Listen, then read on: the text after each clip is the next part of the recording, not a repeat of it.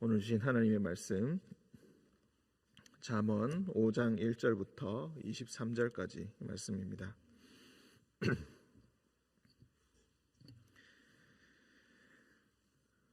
잠언 5장 1절부터 23절까지 말씀 교독으로 읽고 23절은 함께 읽도록 하겠습니다. 내 아들아, 내 지혜에 주의하며 내 명철에 내 귀를 기울여서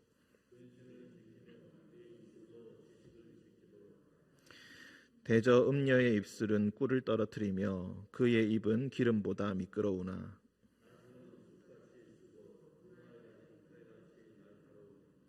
그의 발은 사지로 내려가며 그의 걸음은 스올로 나아가나니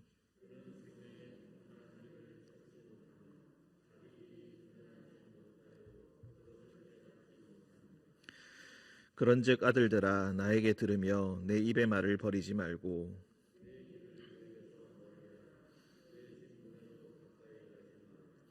두렵건대 내 존령이 남에게 잃어버리게 되며 내 수한이 잔인한 자에게 빼앗기게 될까 하노라.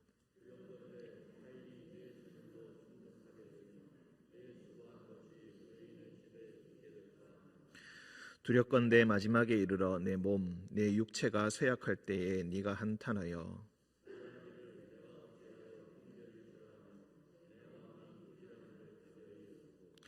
내 선생의 목소리를 청종하지 아니하며 나를 가르치는 이에게 귀를 기울이지 아니하였던고.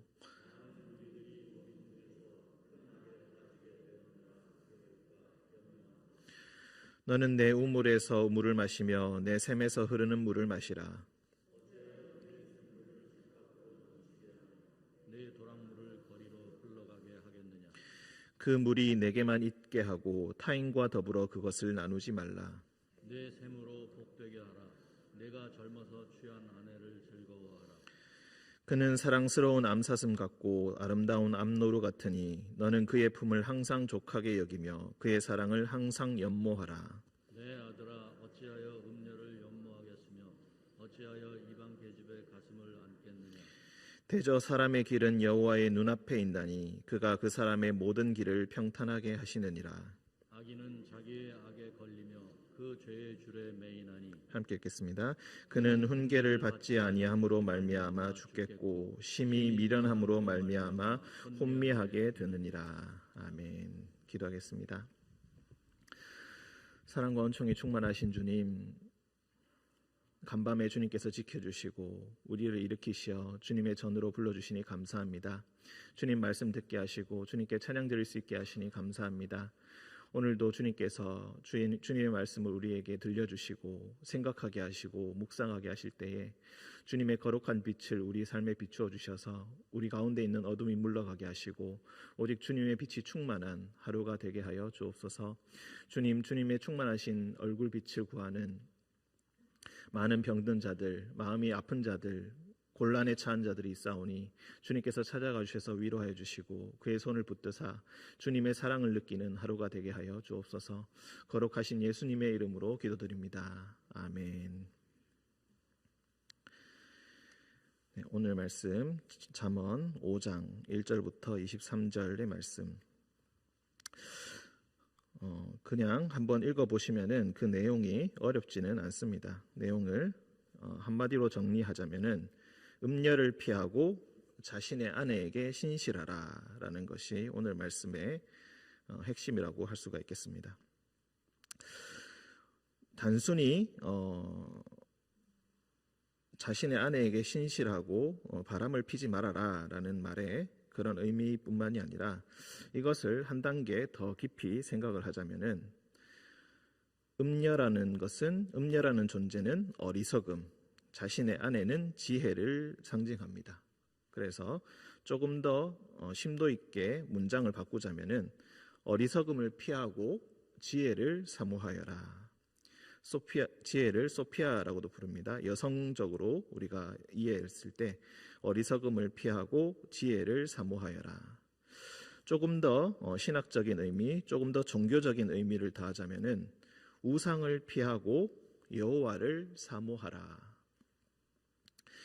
이렇게 다양한 차원을 가지고 이야기하고 있습니다. 겉으로 보기에 결혼 생활의 신실함만을 이야기하는 것이 아니라 이것이 하나님을 향한 신실함, 여호와께서 주시는 그 지혜를 사모하는 그 신실함, 마음이 한결같은 것, 그것을 이야기하고 있습니다. 1절과 2절, 내 아들아 내 지혜에 주의하며 내 명철에 내 귀를 기울여라. 여기서 계속 반복되는 말, 내 아들아, 제자들을 의미하기도 하고 듣고 있는 후속의 모든 세대들을 의미합니다. 내 지혜에 주의하며 내 명철에 내 귀를 기울여라. 그리고 2절이 근신을 지키며 내 입술로 지식을 지키도록 하라. 근신을 지킨다, 그리고 지식을 지킨다라는 말이 입술이라는 말에 다 걸려 있습니다. 한마디로 어떤 말을 들을 것인지 네가 잘 판단하여라. 그리고 네가 들은 말, 즉 앞서 1절의 표현대로 하자면은 지혜와 명철, 아버지의 지혜와 명철을 듣고 너의 삶을 그에 따라 잘 실천할 수 있도록 숙고하고 묵상하여서 너의 삶에 적용하여라 라는 말로 우리가 이해할 수 있겠습니다. 근신을 지킨다, 지식을 지킨다는 말이 그런 의미입니다. 지혜대로, 네가 들은 그 지혜의 원리대로 너의 삶을 정리하고 너의 삶을 살아가도록 애써라. 자, 입술이란 말이 등장하는데 여기서 3절 보시면은 또 반대의 입술이 있습니다. 음녀의 입술. 대저 음녀의 입술은 꿀을 떨어뜨리며 그의 입은 기름보다 미끄럽다. 꿀을 떨어뜨린다, 기름보다 미끄럽다라는 말은 한마디로 듣기에 매우 달콤하고 좋은 말같이 들린다. 하지만 4절, 5절, 6절 음녀의 입술에 나오는 말을 들었을 때에 어떤 결과가 나오는가? 나중은 쑥같이 쓰다. 쑥이란 말이 쓴 쑥과 같다라는 표현이 구약 성경에 자주 나오는데 이것은 슬픔과 비통함, 그것을 의미합니다. 한마디로 인생이 나중에 쓰게 될 것이고 두 날 가진 칼같이 날카롭게 될 것이다. 여기서 두 날 가진 칼이란 말을 조금 더 직접적으로 번역을 하면은 입이 달린 칼이라고도 번역을 할 수 있다고 합니다. 그래서 음녀의 입술, 즉 입술이란 말이 계속 반복된다는 것을 우리가 알 수가 있겠습니다. 칼이 너를 삼키게 될 것이다 라는 표현도 우리가 알 수 있는데 종종 보곤 하는데 한마디로 생명을 잃게 될 것이다. 5절, 그의 발은 사지로 내려가며 그의 걸음은 스올로 나아가나니 그는 생명의 평탄한 길을 찾지 못하며 자기 길이 든든하지 못하여도 그것을 깨닫지 못하느니라. 음녀의 입술에 그 꿀과 같은 말에, 기름과 같은 미끄러운 말에 한번 유혹을 당하면은 자신이 스올로 가고 사지로 내려가는 것을 스스로 깨닫지도 못한다. 내가 어떤 길로 가야 할지 그 길을 잃어버리고 생명의 평탄한 길을 전혀 찾지 못하게 된다. 그런즉 아들들아, 나에게 들으며 내 입의 말을 버리지 말고 너희가 정말로 들어야 할 말이 무엇인가를 판단하여라. 어느 입술에서 나오는 말이 진리인지를 잘 판단하라. 8절, 내 길을 그에게서 멀리하라. 그의 집 문에도 가까이 가지 말라. 집의 문에 가까이 가지 말라. 음녀의 집에 있는 그 문에도 들어가지 말라. 우리가 사실 이 5장의 말씀은 굉장히 성적인 의미가 많이 들어가 있습니다. 이 문이라는 말도 그런 의미가 다소 내포되어 있습니다. 9절, 10절, 11절 계속 두렵건대라는 말로 시작합니다. 그 결과가 다시 나오게 됩니다. 너의 존영이 남에게 잃어버리게 될 것이다. 여기서 이 존영이란 말이 자신의 어떤 명예를 가르친다고도 볼 수가 있겠지만 이 명예라는 말이 재산이라는 말도 될 수가 있습니다. 한마디로 네가 가지고 있는 너의 소유, 너의 재산을 빼앗기게 될 것이다. 너의 수한, 한마디로 너의 목숨, 너의 생명도 잔인한 자에게 빼앗기게 될 것이다. 이 말을 음녀의 남편을 상징한다고 봅니다. 분노한 상대방의 그 남편에게 너의 명예와 너의 재산을 빼앗기게 될 것이고 어쩌면은 너의 생명까지도 그에게 빼앗기게 될 것이다. 10절, 두렵건대 타인이 너의 재물로 충족하게 되며 너의 수고한 것이 외인의 집에 될까 하노라.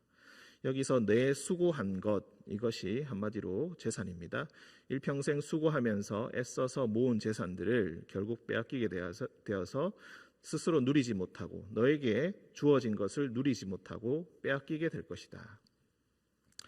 11절 또 두렵건대 마지막에 이르러서 후회하게 될 것인데 내 몸, 내 육체가 쇠약할 때에 나이가 들어서 혹은 방탕한 그런 관계로 인하여서 병이 들었을 때, 질병이 들었을 때 그때야 내가 가서 한탄하면서 말하기를 내가 어찌하여 훈계를 싫어하였는가? 내 마음이 어찌하여 꾸지람을 가벼이 여겼는가? 너희 선생의 목소리를 청종하지 아니하며 나를 가르치는 이에게 귀를 기울이지 아니하였는가? 자, 1절에서도 내 지혜에 주의하며 내 명철에 내 귀를 기울여라. 7절에도 나에게 들으며 내 입의 말을 버리지 말라. 우리가 성적인 주제, 즉 자신의 아내에게 신실하라는 이 주제가 결국에는 말을 들으라, 어떤 이의 입술에서 나오는 말을 듣게 될 것인가를 그 문제로 귀결되고 있음을 우리가 느낄 수가 있겠습니다. 14절 많은 무리들이 모인 중에서 큰 악에 빠지게 되었노라 하게 될까 염려하노라. 내가 마지막에, 내 인생의 마지막에 많은 사람들이 지켜보는 가운데서 내가 내 인생을 잘못 살았다, 내가 후회한다, 내가 정말 잘못하였다라고 그렇게 말하게 될까, 그렇게 고백하게 될까 염려한다. 한마디로 인생의 마지막에 후회를 하게 될 것이다. 생명의 평탄한 길로 가는 길이 아니라 그것은 달콤한 길인 줄 알았으나 결국에는 모든 것을 잃어버리고 생명마저 잃게 되는 후회의 길, 죽음의 길, 스홀의 길이 된다. 15절부터 19절까지는 너의 아내에게 신실해라 라는 말인데 여기서도 성적인 의미가 굉장히 많이 포함되어 있습니다. 너는 내 우물에서 물을 마시며 내 샘에서 흐르는 물을 마시라. 내 우물, 내 샘이라는 것은 자신의 아내를 의미합니다. 물이라는 것은 성적인 기쁨, 성적인 것을 상징합니다. 즉 아내에게만 신실하여라. 16절 내 샘물을 집 밖으로 넘치게 하며 내 도랑물을 거리로 흘러가게 하겠느냐. 여기서 내 샘물, 너의 도랑물은 남편의 그런 성적인 것을 의미합니다. 너의 샘물을 집 밖으로 넘치게 하지 말아라. 17절 그 물이 내게만 있게 하고 타인과 더불어서 그것을 나누지 말라. 나누어야 할 것이 있고 나누지 말아야 할 것이 있는데 그것이 바로 성적인 기쁨과 서로에게 신실한 사랑이 그것을 타인과 더불어서 나누어서는 안 된다. 18절 내 샘으로 복되게 하라. 내가 젊어서 취한 아내를 즐거워하라. 19절 그는 사랑스러운 암사슴 같고 아름다운 암노루와 같다. 이 표현이 아가서에서도 종종 나오는 것을 볼 수가 있는데 사랑스러운 암사슴, 아름다운 암노루라는 이 표현도 성적인 의미가 있습니다. 그 아내를 보면서 항상 사모하고 사랑하는 마음을 잃지 않도록 하여라. 너는 그의 품을 항상 족하게 여기며 그의 사랑을 항상 연모하여라. 여기서 그의 품이라는 것은 가슴을 상징합니다. 20절에 보시면은 어찌하여 이방 계집의 가슴을 안겠느냐라는 표현이 나오는데 여기서 이 품이라는 말과 가슴이라는 말이 비슷한 말로 우리가 볼 수가 있겠습니다. 항상 아내를 사랑하여라. 그리고 가슴을 안는다라는 표현은 성적인 관계를 상징하는 것입니다. 그리고 그의 사랑을 항상 연모하여라. 연모한다는 말이 비틀거린다라는 표현이 있다고 합니다. 즉 술에 취한 것처럼 너의 아내를 항상 사랑하고 그의 사랑에 취하여서 살아라라는 그런 의미로 볼 수가 있겠습니다. 20절 내 아들아 어찌하여 음녀를 연모하겠으며 어찌하여 이방 계집의 가슴을 안겠느냐. 19절 하반절과 정확하게 반대된다는 것을 우리가 볼 수가 있겠습니다. 그의 품을 항상 족하게 여기며 어찌하여 이방 계집의 가슴을 안겠느냐. 이렇게 서로 반대되고 그의 사랑, 아내의 사랑을 연모하라. 음녀를 연모하지 말아라. 이렇게 반대되는 말로 표현하고 있습니다. 21절부터 23절까지 이제 이 말씀의 이 단락의 결론인데 이 표현을 성적인 것의 의미를 넘어서 이제 여호와를 향한 것으로 우리가 신학적인 의미로 돌리고 있습니다. 대저 사람의 길은, 사람의 인생은 여호와의 눈앞에 있다. 여호와께서는 모든 인생을 살펴보시고 감찰하고 계신다. 그가 그 사람의 모든 길을 평탄하게 하시느니라. 여기서 평탄하게 한다라는 말이 조금 생뚱맞게 느껴질 수 있는데, 여기서 평탄하게 한다라는 표현은 검토한다라는 의미가 있습니다. 즉 그가 어떻게 살아가는지 하나님께서는 모두 지켜보고 계시고 모두 판단하고 계신다라는 말로 우리가 생각하시면 되겠습니다. 그의 말이 그 사람의 모든 길을 잘 되게 해주실 것이다라는 의미가 아니라 그의 삶을 어떻게 살아가는가 주님께서는 다 보고 판단하고 계신다. 그리고 그의 길, 그의 지혜를 사모하는 자의 길을 평탄하게 하여 주신다. 이런 의미로 우리가 생각하시면 되겠습니다. 22절, 악인은 자기의 악에 걸리며 그 죄의 줄에 매이게 된다. 악인은 어떤 악의 존재가, 거대한 악의 존재가 있어서 그를 올가매는 것이 아니라 결국 자기의 악에 걸리게 된다. 그 죄의 줄에 매이게 되어서 나중에는 스스로 풀 수 없는 지경에까지 이르게 된다. 스스로 돌이키고 싶어도 돌이키지 못한다. 6절에 보시면 그는 생명의 평탄한 길을 찾지 못한다라는 표현과 비슷한 의미로 보시면 되겠습니다. 23절, 그는 훈계를 받지 아니함으로 말미암아 죽겠고 심히 미련함으로 말미암아 혼미하게 되느니라. 앞서 말씀을 정리를 하자면은 우리가 앞서 2절과 3절에서 입술로 근신을 지키고 지식을 지켜라. 3절 음녀의 입술에 나오는 말을 듣지 말아라. 그리고 마지막에 훈계를 받지 아니함으로 말미암아 죽겠고 심히 미련함으로 말미암아 혼미하게 되었다. 음녀의 입술의 말을 듣다 보면은 미련해져서 혼미하게 되어서 생명의 평탄한 길을 찾지 못하고 죽음에 이르게 된다. 만약 음녀의 입술의 말을 듣게 된다면은 12절부터 13절의 말이 바로 너의 말이 될 것이다. 내가 어찌하여 훈계를 싫어하며 내 마음이 꾸지람을 가벼이 여겼는가? 내 선생의 말을 내가 왜 애초부터 잘 듣지 아니하였는가? 이렇게 후회하게 될 것이다. 즉 음녀를 피하고 자신의 아내에게 신실하게 되기 위해서 우리가 계속해서 주의할 것이 무엇인가? 한마디로 훈계를 받을 줄 알아야 한다는 것입니다. 지금 나에게 쓴소리를 하는 그 말들, 지금은 내가 괴롭게 느껴지는 그 말들, 지금은 나의 마음에 거슬리는 듯한 그 말을 들어야 하고 무엇이 진정한 지혜이고 명철인지를 스스로 항상 판단하면서 그 말을 들어야 한다. 그리고 생명의 평탄한 길을 찾아서 갈 줄 알아야 한다. 음녀의 입술로 나오는 말을 잘 들으면은 정말 꿀이 가득할 것 같고 인생이 모두 다 잘 풀릴 것 같고 인생이 너무나 즐거울 것 같지만 결국에는 모든 것을 빼앗기고 죽음에 이르게 되는 그 길로 가게 된다는 것입니다. 우리는 훈계를 받는 것을 괴로워하고 훈계를 받는 것을 몹시 싫어합니다. 어제 저녁에 담임 목사님께서 설교하실 때 100가지 말을 들으면은 자기의 마음에 드는 그 한 가지만 듣고 자기의 신앙을 형성하게 된다. 이런 말씀을 하신 바가 있습니다. 그 말씀과 우리가 비슷하게 오늘 말씀을 판단할 수가 있겠습니다. 어떤 말을 들어야 할 것인가?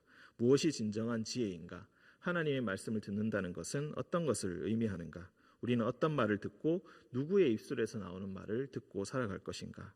이것을 오늘 판단하시고 하나님의 말씀을 신실하게 듣고 그 말씀대로 살아가는 우리 모든 성도님들 되시기를 축원드립니다. 함께 기도하겠습니다. 사랑과 은총에 충만하신 주님의 말씀을 언제나 제대로 듣지 못하고 우리가 좋아하는 것만 들으며 훈계를 싫어합니다. 우리가 진정 들어야 할 말씀을 항상 듣지 못하고 내가 듣고 싶은 말만 들으면서 스스로 만족하며 살아갑니다. 음녀의 입술에서 나오는 말인지 주님께서 들려주시는 지혜의 말씀인지 잘 분간하지 못하고 생명의 평탄한 길을 가야 할 터인데 그곳으로 가지 못하고 스올로 가는 길을 선택할 때도 있습니다.